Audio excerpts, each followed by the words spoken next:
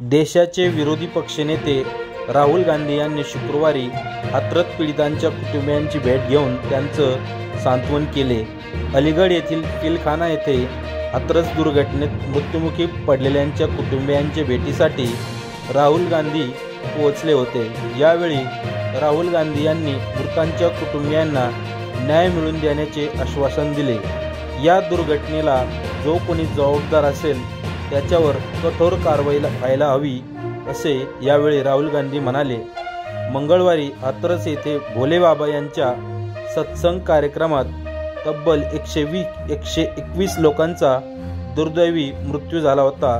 त्यामुळे राहुल गांधी यांनी पीडित कुटुंबियांची भेट घेतली। त्याचा व्हिडिओ तुम्ही पहा।